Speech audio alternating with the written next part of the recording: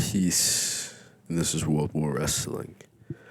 I am on a time crunch right now because I've already gotten the text to go to bed. I don't have a curfew, but I've insomnia, and if I don't force myself to go to sleep, I'm gonna stay up the entire night. I've been up for the past 2 nights, just catching up on work, just straight up back to back to back, and then crashing. And I gotta be a functional human being again. So part of that is this new format that you may or may not have seen. Hopefully you like it, where I compare two different shows in one night instead of just doing show by show by show by show and giving each show 20 to 30 minutes. Tell him that's a very mean thing. Y'all can have the cookies, by the way. Close the door. Thank you. Okay. So I'm doing Monday Night Raw versus Dynamite. Depending on the results of this show, this may or may not be the format. I'm still kind of playing around with it based off of my recording schedule and when I get time to kind of do this. Because the shows are pretty late at night, so I'm recording them pretty late at night. And I gotta wake up pretty early in the morning, so this is a labor of love for y'all. This is a labor of love for professional wrestling, but I'm happy to do it. Raw with Dynamite. I don't know which side I want to start on.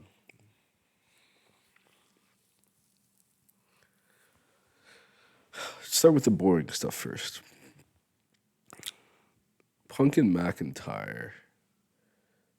Talkie jibber jabber. And then Drew McIntyre beats up an injured guy.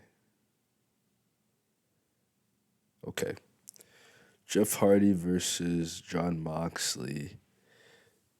Jeff is officially heel Hardy. He's officially went to the dark side.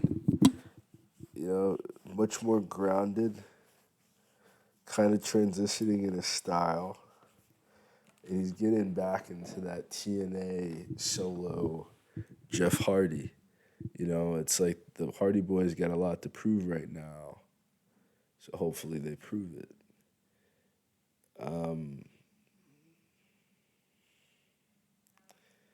I didn't enjoy the Punk and McIntyre spot simply because Punk was injured. I would have much rather had seen Punk and Seth Rollins do a promo saying that we'll get back to this when we're both 100% because I want you at your best. Or fuck it, we'll both fight injured. I feel like maybe it's McIntyre because Seth might be gone for a little bit of time and Punk might be able to come back in a month or so, maybe 2 months. But maybe Seth might end up vacating the title if that didn't happen already. I don't know. I wasn't really paying attention. But I felt like Punk and Rollins doing one last promo before they both go off the heel would have been a better way to open up the show and kind of carry on. But I guess it wouldn't have looked as cool having two broken down guys in the middle of the ring crying about their boo-boos. And they both have very serious injuries. I'm not trying to undermine that. I'm just saying what I said. Okay, Hangman Adam Page versus Toa Leona was an absolute dog show. Toa Leona made the biggest statement anyone ever could. He demolished Hangman Adam Page. And then Hangman cheated to win. I don't like when people cheat like that, Hangman Adam Page should have just straight up lost this match. This dude had plot armor. and that's it. That's what saved him, his plot armor. He didn't even hit the finisher. He hit him with a roll up, which, whatever. He wrestled him. That was a good thing. Used that Brazilian Jiu Jitsu. Um, Finn and Priest versus DIY. Oof. Sorry. Sorry, I don't even want to remember. Finn and Priest did a great job. That's all I can say. I would say my note for this is that Finn Balor, Swerve Strickland, for the next few weeks, I think we're gonna do a stomp off and see who has the best stomp.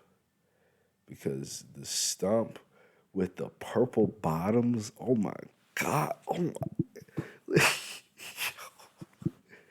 yo, yo, how is Finn Balor so flexy? Like he's like his style, bro, is just next level. The whole gimmick is just doing so well for Finn Balor. I just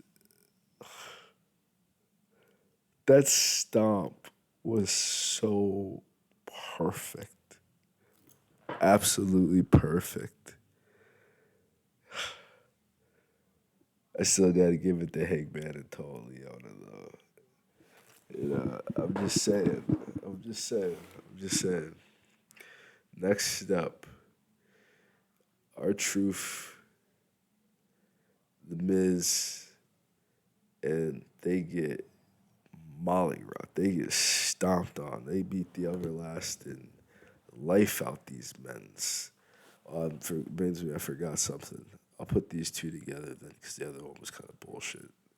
It wouldn't be fair to compare it. And then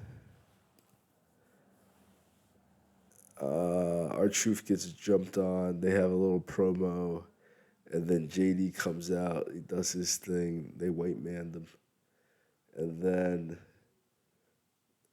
I don't know, man. I feel like what's gonna be happening next is our truth, the Miz, and DIY versus the Judgment Day.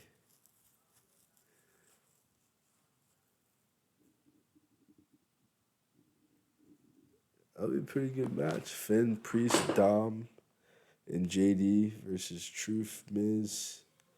And maybe we'll get to see some good old R Truth and not just, you know,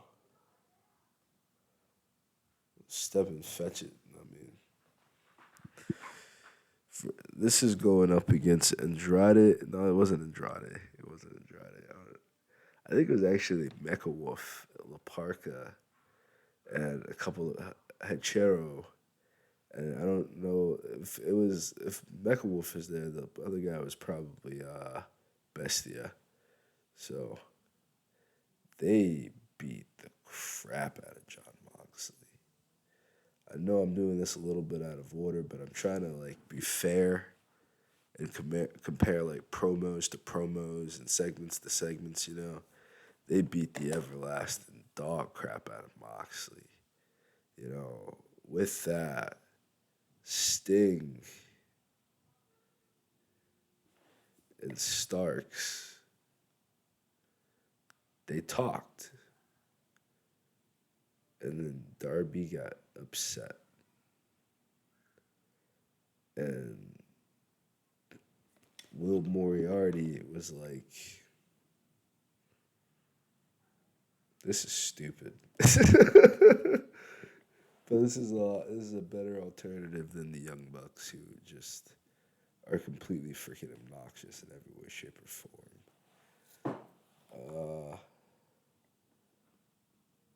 Only because John Moxley got the everlasting shit kicked out of him after beating Shane and beating Lee Moriarty and beating Jeff. John finally got brought back to reality and got reminded that he's only human after all. John Moxley got the shit kicked out of him, man. Steve Circus. I'm gonna put it where it rightfully deserves. Okay, now Bronson Reed versus Jay Uso, Fletcher and Jericho. This instantly goes over to that Bronson Reed and Jeff Uso match was a work of art. You know, it really looked like it was gonna be a squash, but it's like it could have gone either way. I like to think that every single match needs to have some suspension of disbelief in which, you know, people are bringing their ideas, their thoughts, their mindsets, all this to focus, to really just push through to just one place, you know. And I feel like Jay Uso's really coming to his own. I feel like Bronson Reed heading off to Impact to do his thing, wrestling around to get more experience and see more guys.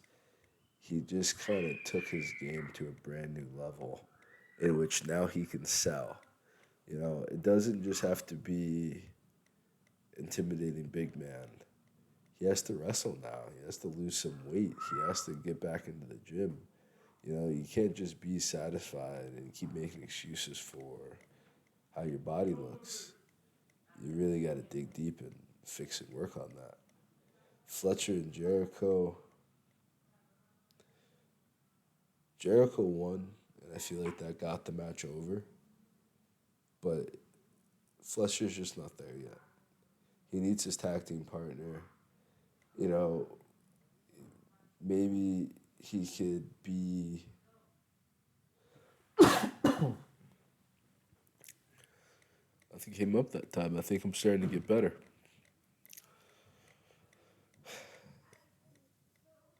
I don't know.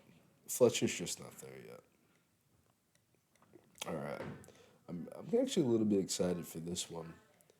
Kofi Kingston and Gunther, Wardlow and Commandar, because it seems like the like a very similar clash of styles there.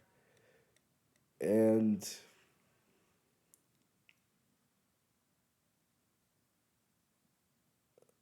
Kofi like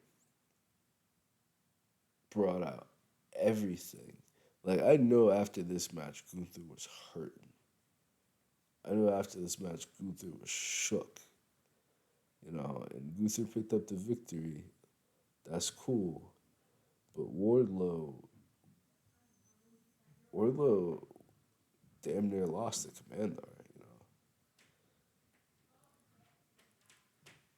know, Gunther had like the 1 for 10 theorem on his side that based on the size difference of two men, there's a 1 to 10 ratio for damage in which one guy has to get in 10 punches to equate to the same amount of force and damage that this man can do with simply just one or two, maybe three. You know, Gunther probably got in about 5 big moves.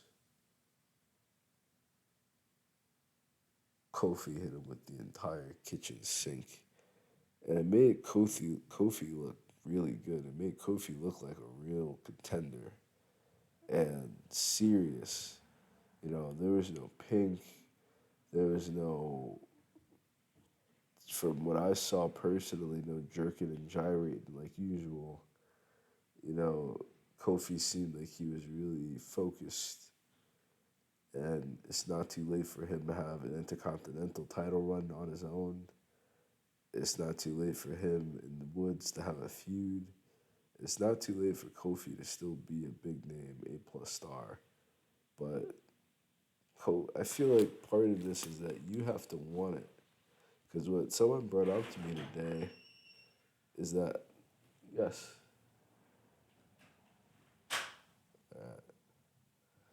is that you have to pick your spots.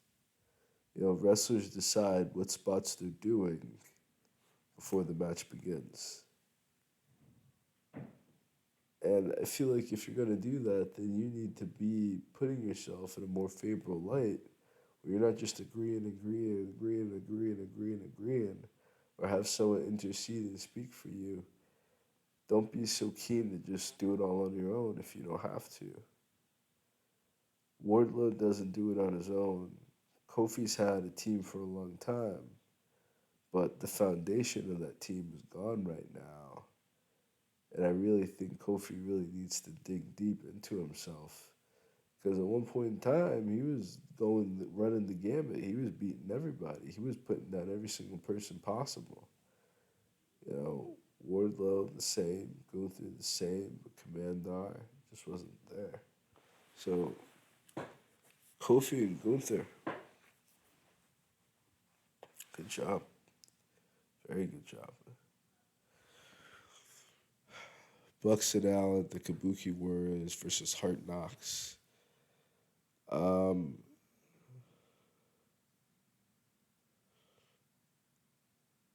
it's not even a comparison, you know. Nia Jax came through and demolished Rhea Ripley. Like, on some big sister, little sister, I thought I told you to stay out of my room type of ass whooping type shit. Like, it was focused on Bailey for a few moments, but that's, you know, you can complain a lot about women's divisions in wrestlings, but if you do, I feel like you're just kind of a hater. I'll be honest with you. I just feel like you're kind of a hater if you do that. This is some of the best stuff they got on the show right now. Just there's so many layers to it. Damage controls, dynamics with Bailey, you know, the Kabuki Warriors being so talented. The Australian girl just kind of being there. And then there's another one, Io Sky. I know it's Io Sky, but I'm saying Io Sky used to be the center of attention. Now she is in the back seat. Take the attention off of me, please. Let's not bring up that title run. I'm still gonna give it to Raw for that. Zayn and McIntyre versus Swerve and RVD. This is actually pretty tight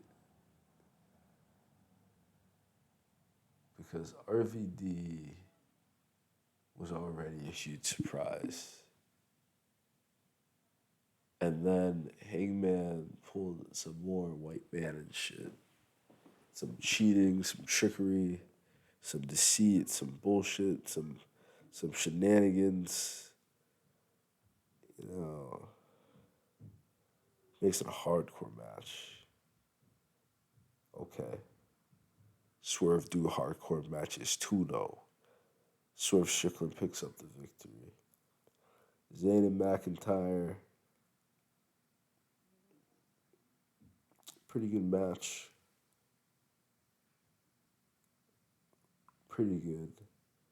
But when you're known for taking more damage than you're known for dealing out damage, and the only real way you have of hurting someone is finding a way to get someone literally 2 to 3 times your size nearly unconscious in a corner so you can kick them, and then somehow lift this person that's like 2 to 3 times your size into the middle of the ring with enough time while they're unconscious that while you're moving their body, they don't wake up. And then having someone slap next to their head 1, 2 times, like the suspension of disbelief was there. And I like if this was the type of thing that if Swerve had wrestled anyone who was already on the AEW roster, it would have been a wash. Does it bother you guys that the dishwasher? Ooh, I'm sorry. Oh, what's up? Does it bother you guys when the dishwasher's on at night? No. Okay, I just turned it on. Thank you. Um, so the fact it was RVD and the fact it was a hardcore match, you can't you can't blame me for putting the point over to Dynamite.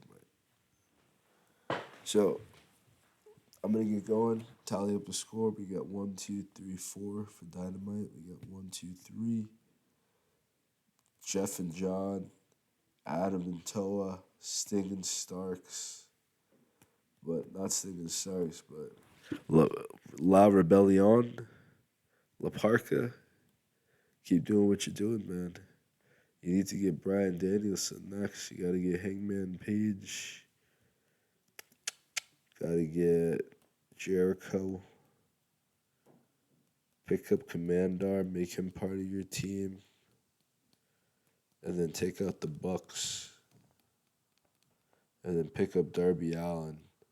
And have Darby Allin be like, like La Faction de Ingobernadores has freaking Kenny King.